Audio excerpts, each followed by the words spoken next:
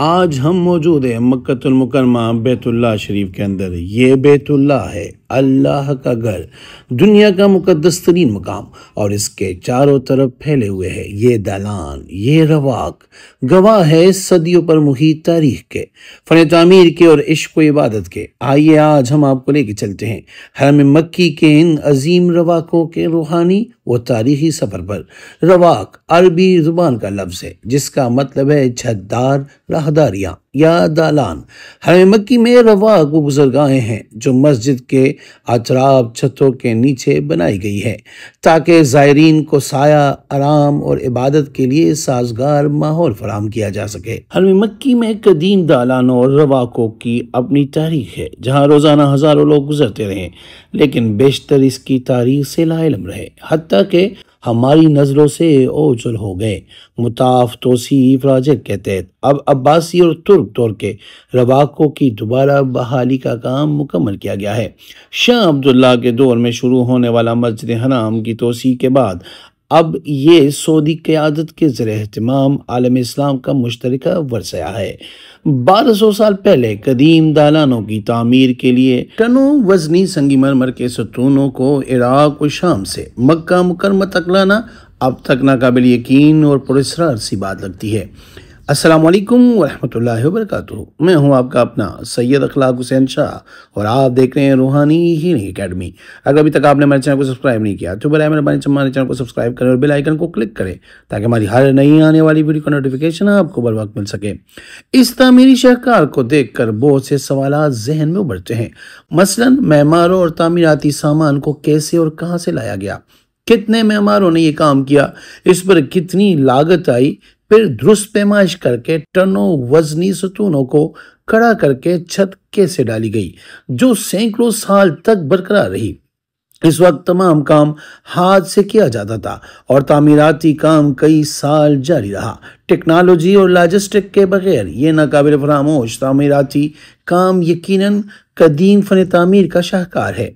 मक्का के साबिक मुशीर और मारूफ पाकिस्तानी आर्किटेक्ट सलीम बुखारी ने उर्दू न्यूज़ को बताया कि रवाकों की दोबारा बहाली के काम में संगमरमर और पत्थर के सैकड़ों बरस पुराने सतूनों को नई तामीर में दोबारा इस्तेमाल किया गया है।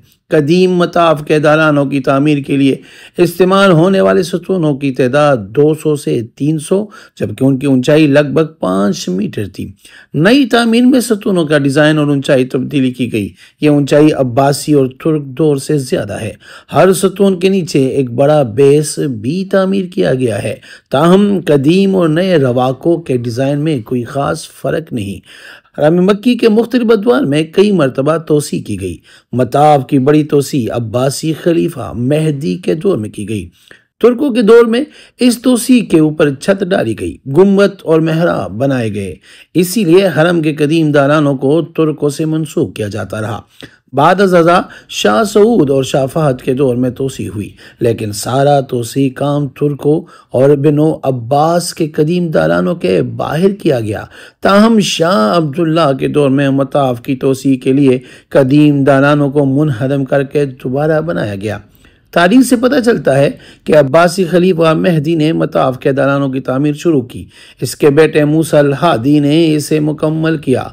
दालानों के तामीर के लिए शाम और इराक से संगमरमर के सतून मंगवाए गए। उन पर लकड़ी के बीमों की छत डाली गई जो तकरीबन 800 साल बरकरार रही।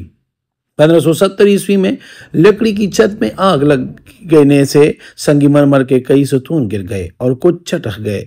इस वक्त के तुर्क सुल्तान सलीम दोम के हुक्म पर टूटे हुए सतूनों की जगह पत्थर के सतून लगाए गए और जो सतून चटक गए थे उनकी मुरम्मत करते हुए उन्हें लोहे की पतरियों से बांधा गया, जबकि कुछ को पलस्तर करके जोड़ा गया। एक अंदाजे के मुताबिक कदीम दालानों में हर 4 में से एक सतून की मुरम्मत की गई या उसे पत्थर के सतून से तब्दील किया गया। कदीम दालानों में अब्बासी दौर के सतून नस्फ है। ताहम लकड़ी के छत गिरने के बाद पक्की छत और गुम्बद तुर्कों का काम है, इसलिए लाल पत्थर और वादवी फातिमा से लाए गए थे जो शमसी के करीब पहाड़ी सिलसिले में वाक़या है। इसी तरह के कुछ पत्थर अब भी मौजूद है। कदीम सतूनों में कुछ अल्फाज भी तहरीर है।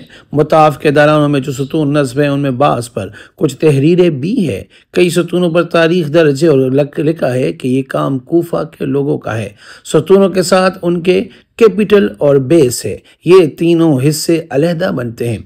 कैपिटल पर भी कारीगरों के नक्श व निगार बनाए हैं। इससे भी अंदाजा लगाया जा सकता है कि यहाँ कहाँ के लोगों का काम है। कई सतूनों पर वाज़ेह तौर पर लिखा है कि खलीफा मेहदी ने यह काम शुरू किया। कई सतूनों पर तुर्कों के ज़माने की तहरीरें हैं। एक पर सुल्तान मुराद खान का नाम दर्ज है लेकिन तारीख मौजूद नहीं।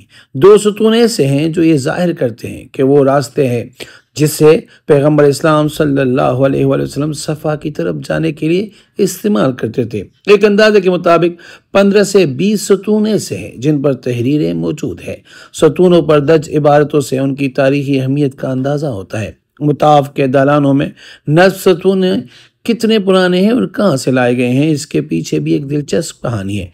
पहले ख्याल था कि ये सतून शाम और मिस्र से लाए गए होंगे, लेकिन अब माहिरीन के तहकीक के बाद इस बात पर इत्तेफाक है कि बेशतर सतून गालिबन इराक से लाए गए हैं, क्योंकि शाम या मिस्र से इन सतूनों का मक्का लाना मुश्किल था।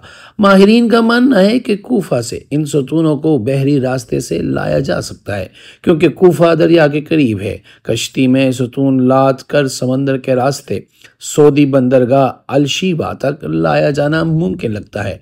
यह निस्बत दिमश्क या हल्ब से, क्योंकि साहली पट्टी बहीर अहमर की तरफ है। या तो सतूनों को बहरी जहाज पर लाद कर पहले उकबा बंदरगाह भी ले जाया जाता और वहां से जद्दा की बंदरगाह लाया जाता, लेकिन तारीख में इस रास्ते का कोई जिक्र नहीं।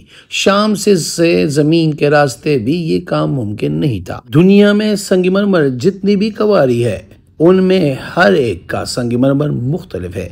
इससे संगमरमर के इलाके का पता लगाया जा सकता है। इन सतूनों के तज्जिए से पता चलता है कि बेशतर सतून एक वक्त में ही एक कवारी यानी जगह से लाए गए। माहिरीन इस नतीजे पर पहुंचे हैं कि संगमरमर को कूफा में लाकर पहले उन्हें सतूनों की शक्ल दी गई, फिर कश्ती में लाद कर जद्दा के करीब अलशीबा बंदरगाह तक लाया गया। गालिब इम्कान यही है कि सतूनों को बसरा से खलीज अरब के रास्ते ओमान, खिजरोमौत और यमन से होते हुए अलशीबा बंदरगाह लाया गया होगा। इसी ज़माने में अलशीबा माहीगीरों की छोटी सी बस्ती भी थी। खिलाफत उस्मानिया के दौर में रवाकों की तामीर में जो फन और जमाल नजर आता है वो आज भी देखने वालों को हैरत में डाल देता है। इन रवाकों में इस्तेमाल होने वाले संगमरमर तुर्की तरस पर बने कोसदार सतून और उनके ऊपर लिखे कुरानी आयात या तगरे सब एक रूहानी तजुर्बा फराहम करते हैं। ये रवाक न सिर्फ इबादत के लिए इस्तेमाल होते हैं बल्कि ज़ायरीन के आराम, बैठने और कुरान ख़्वानी के लिए भी मखसूस थे। सऊदी दौरी हुकूमत में जब ज़ायरीन की तादाद लाखों से बढ़कर करोड़ों में पहुँचने लगी तो हरम शरीफ में जदीद तोसी मनसूबा शुरू किए गए। रवाकों की तादाद और वसत में इजाफा किया गया। नए सतून, जदीद तरज की छतें और बुलंद वाला मिंबर भी तामीर किए। नए रवाक जनाह टेक्नोलॉजी का नमूना है, वहीं पुराने उस्मानी रवाकों को भी महफूज रखा गया है ताकि तारीख का तसलसल कायम रहे।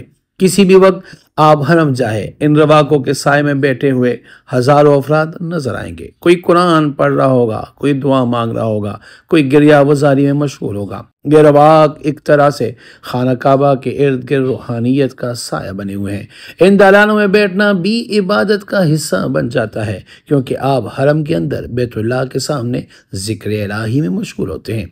हरम मक्की में कई मशहूर दरवाजे हैं जैसे बाब अब्दुल अजीज़, बाबुल सलाम, बाबुल फतह, और उनके साथ मुल्हिक रवाकों की मखसूस नाम और तरतीब भी है।